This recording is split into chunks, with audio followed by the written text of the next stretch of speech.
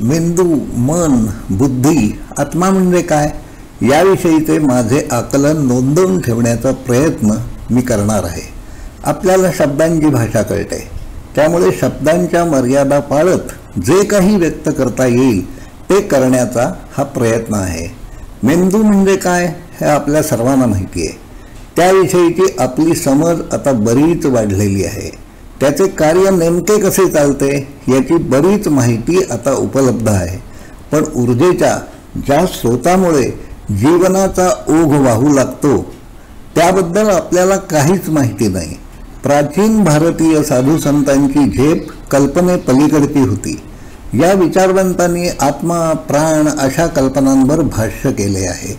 वैज्ञानिक उपकरणांना अद्याप यापैकी काहीही पाहता आलेले नाही. प्राणाने आकाशावर आघात केला, त्यामधून आपल्याला दिसणारे जडजगत निर्माण झाले. राजयोगामध्ये विवेकानंदांनी तसे नमूद करून ठेवले आहे. ज्ञात असणारी सारी सृष्टी अज्ञात असणाऱ्या निर्मिकाने निर्माण केली आहे. निर्मात्यालाही तो कोण, कशापासून निर्माण झाला असे प्रश्न सतावत असले पाहिजेत. ऋग्वेदातील नासदीय सूक्त तसे सुचवते. एकोहम बहुस्याम प्रजायेयम छांदोग्य उपनिषदातील हे वचन प्रसिद्ध आहे. ईशावास्योपनिषदातही तेच सांगण्यात आले आहे. अणु, उपाणु, क्वार्क, स्ट्रिंग या आधुनिक विज्ञानाने मांडलेल्या कल्पना आहेत. विश्वाचे व्यवहार त्याही पलीकडील मितीतून चालत असतात हे वास्तव स्वीकारायला विज्ञान तयार नाही, कारण विज्ञानाला पुरावा हवा असतो. शरीरातील अणुबदलांची प्रक्रिया अखंड चालू असते. विवेकानंदांच्या शरीरात जे अणु होते त्यापैकी 1 कोटी किंवा कदाचित त्याहीपेक्षा कितीतरी जास्त अणु आज माझ्याही शरीरात राहत आहेत. या अर्थाने सारे जीव एकमेकांशी जोडले गेलेले आहेत. ही वस्तुस्थिती विज्ञानाने आता स्वीकारली आहे. जीवांचे व्यवहार मीच्या प्रेरणेमधून ऊर्जेच्या ज्या स्रोतामुळे चालतात त्याविषयी आपण अजून तरी अंधारात आहोत. आत्मा म्हणजे काय हे समजून घेण्यासाठी आपण विद्युत ही कल्पना वापरूया. इलेक्ट्रिसिटी हा ऊर्जेचा महत्त्वाचा स्रोत आहे. वीज उपलब्ध झाल्यावर त्याच्या बळावर अनेक उपकरणे वापरण्याची सुरुवात झाली. वीज पुरवठा बंद झाल्यावर सारी यंत्रे बंद पडतात. शरीराला होणाऱ्या ऊर्जेचा पुरवठा थांबण्याला आपण मृत्यू असे म्हणतो. मृत्यू होतो त्या क्षणाला मज्जात पेशीकडील माहिती संपलेली नसते. ती वापरणारे मन त्याला सोडून गेलेले असते. प्राण हा या विजेसारखा आहे. प्राण जीवाला सोडतो तेव्हा मनही शरीरातून निघून जाते. जेव्हा जीव जन्माला येतो तेव्हा त्या शरीराच्या व्यवहारासाठी लागणारी ऊर्जा प्राण किंवा आत्मा पुरवीत असतो.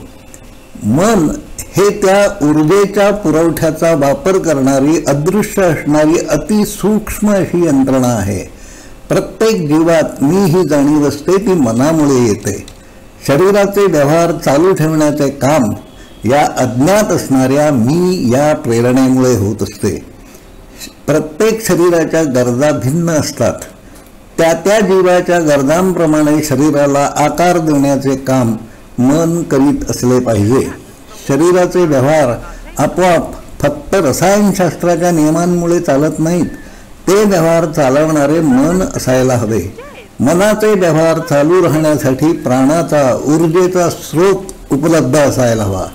शरीरावर लक्ष ठेवणारी आणि इंद्रियांच्या माध्यमातून विश्व जाणून घेण्याचा प्रयत्न करणारी यंत्रणा म्हणजे मन. मी ही सजीवाच्या आत असणारी जाणीव आपल्याला जगायला भाग पाडत असते. त्रिमितीच्या जगात माणसे 360 अंश ही संकल्पना वापरतात.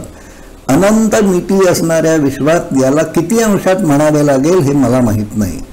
परिघाकडून मध्यबिंदूकडे चालणारा अखिल विश्वाला आणि आत्म्याला जाणून घेण्यासाठीचा प्रवास मन करीत असते. रसायनशास्त्राच्या नियमांप्रमाणे अणूचे जोड एकत्र येऊन रेणू तयार होतात. त्यातून पेशी होतात. पेशींपासून शरीर बनते. शरीर मृत झाल्यावर शरीराची बांधणी करणारे अणू मुक्त होतात. रेणू बांधणीत ते अन्यत्र कुठेतरी जोडले जातात. ते नेमके कुठे, का जोडले जातात याविषयी आपल्याला काहीच माहिती नाही. ही जोडतोड घडण्यासाठी ऊर्जा हवी. हे नेमके कसे घडेल हे ठरवणारे नियम हवेत. त्या ऊर्जेला नियंत्रित करणारा प्रोग्रॅम हवा. तो प्रोग्रॅम वापरणारे मन हवे. यासाठी आपण विद्युत पुरवठ्याकडे परत जाऊ. घरात जेव्हा वीज पुरवली जाते तेव्हा होल्डरमध्ये दिवा व अन्य उपकरण लावण्याचे काम आपण करतो. हा दिवा आपण बाहेरून होल्डरला जोडतो. जीव तयार होत असताना जीव उपकरण म्हणूया आतून बाहेर येत असते. बाहेर उपलब्ध असणाऱ्या जड चेतन घटकांमधून जीव आकाराला येत असतो. पेशींच्या जोडामधून शरीर, इंद्रिये, अवयव तयार होत असतात. गर्भात किंवा अंड्यामध्ये असताना शरीर घडविण्यासाठी पेशी निर्माण करणे, विशिष्ट कामासाठी त्यांना योग्य जागी खेचून आणण्याचे काम मन नावाची यंत्रणा करीत असली पाहिजे. शरीर जेव्हा मृत होते तेव्हा प्राणासोबत हे मनही निघून जाते. हे दुसऱ्याच्या शरीरात जाते का, पुनर्जन्म असतो का, हा विषय वेगळा आहे. त्यावर विस्ताराने लिहावे लागेल. पण पुनर्जन्म हा मनाचा असतो. विश्वाला निर्मिणारा, जगताचे व्यवहार नीट चालवेत याची योजना करणारा आत्मा किंवा ईश्वर हा त्या मनापलीकडे असतो. आपण सारे मनाच्या मार्फत त्याच्याशी जोडलेले आहोत. मी हा आपल्या अहंकाराचा भाग आहे. या मीला मन म्हणजे काय हे समजायला हवे. त्याचे आकलन झाल्यानंतरच जगन्यंत्याला जाणून घेण्यासाठी पुढे सरकता येईल. आपल्यासाठी आत दडलेले न दिसणारे मन हाच ईश्वर आहे. उपजाणीव नेणिवेच्या रूपात दडलेल्या आपल्या स्वतःच्या मनाचा शोध ही या यात्रेची सुरुवात असेल. धन्यवाद.